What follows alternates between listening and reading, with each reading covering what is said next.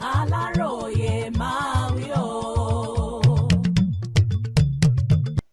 Gómìnà Adeleke fẹ́ rọ àwọn ọba kan lóyè lọ́sùn látàrí wàhálà tó ń fojoojúmọ́ ṣẹlẹ̀ láàrin àwọn èèyàn ìlú Ifọ̀n, Ìlobù àti Ẹ̀rì Ọ̀ṣun. Gómìnà Adémọ́lá Adeleke ti kìlọ̀ pé ṣe lòun máa pàṣẹ pé kí àwọn ọba ìlú mẹ́tẹ̀ẹ̀ta lọ rọ́kún nílé tí òun bá tún gbọ́ rògbòdìyàn kankan níbẹ̀.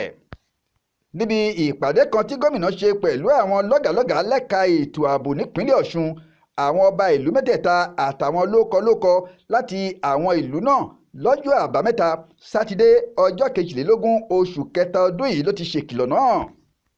Adeleke ní wàhálà náà ti ń di lemọ́lemọ́ bí ẹkún apọkọjẹ, òun kò sì fẹ́ ogun mọ́ láàrin ìlú mẹ́tẹ̀ẹ̀ta. Nítorí náà àwọn ọba wọ̀nyí gbọ́dọ̀ bá àwọn ọmọ ìlú wọn sọ̀rọ̀ láti so ewé agbéjẹ́mọ́wọ́.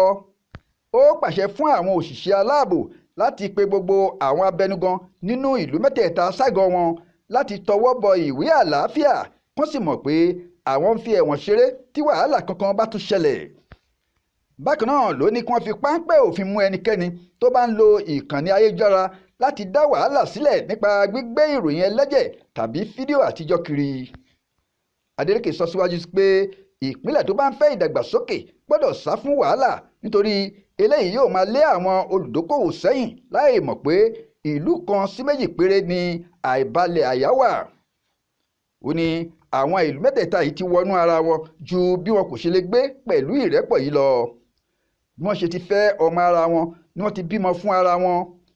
Ìdí nìyí tán fi gbọ́dọ̀ gba àlàáfíà láàyè. Florence Babasola ló ṣàkójọpọ̀ ìròyìn fún Aláròyé online television.